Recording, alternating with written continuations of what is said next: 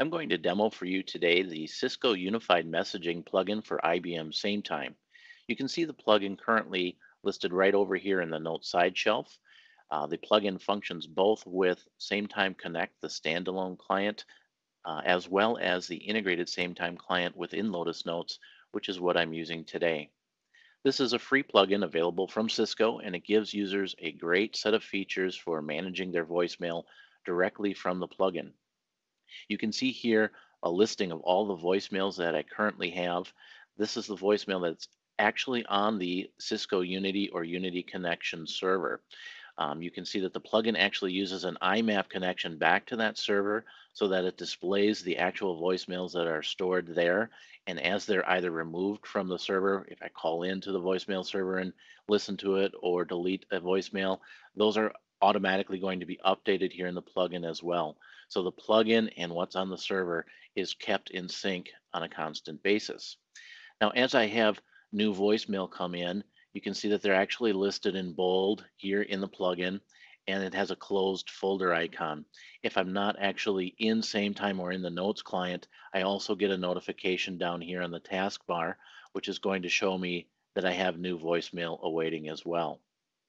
Now, just to show that this is actually in sync again, since I do have an unlistened to voicemail, let me just bring up my soft phone here, and you can see that the message waiting indicator is also being displayed on the phone. This would similarly be the case with my desk phone.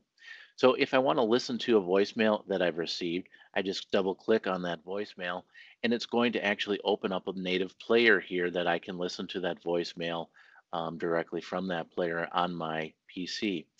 Now I can rewind that voicemail. I can use the various buttons up here to play or fast forward or rewind. I can adjust the audio, and I can also delete the voicemail. So let me go ahead and click delete that voicemail. And now that voicemail is now gone off of the plugin. Let me just bring up the phone here. And you can see, yep, the message waiting indicator light is no longer displayed. And again, similarly, that would be the case with the desk phone. Now, coming back here to my voicemail, that's actually a soft delete that has occurred. So if I mistakenly deleted that voicemail, I can list my deleted voicemail here. I can select that voicemail that I accidentally deleted, and I can go ahead and mark that voicemail as unheard, and I can undelete that voicemail. So now if I switch back to my inbox here, I can see that that voicemail is once again listed here as unheard and available. And if I again check my listing here in the soft phone, I can see that the message waiting light is back on. Now, once I've listened to that voicemail, here, let me just mark that voicemail as heard. If I need to send that voicemail on to another user so that they can take action on that voicemail, it's very easy for me to attach that to an email. So I just right click on the voicemail and I'm going to choose forward voicemail as an email attachment. And so here you can see that it actually attaches the voicemail now as a WAV file.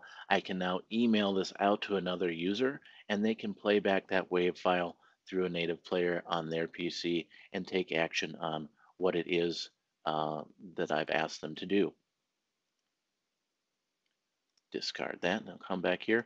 One other very nice feature about the plugin here is that if you're using this plugin in conjunction with the phone control and presence plugin from Cisco, another free plugin that is available, you can actually respond to these voicemails and initiate a click to call back to those users.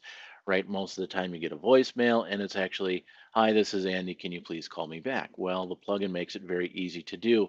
I'm going to just right click on the user's name and choose phone call. It's going to pull those phone numbers available from that user in the LDAP directory. I'm going to select that number and it's going to place that call outbound to the user. So I'm now actually making a call to that user. In this case, I'm using my actual desk phone to make that call.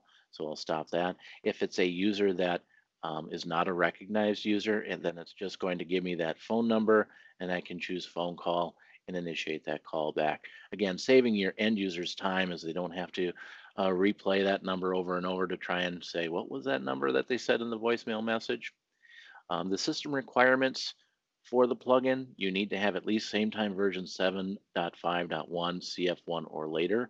And as I said, it obviously works within the Lotus Notes integrated client for same time as well as I'm demonstrating here. It will work with either the Cisco Unity voicemail platform or the Cisco Unity connection platform, as well as a number of various client desktop platforms. I hope this has been a helpful demo for you. Enjoy.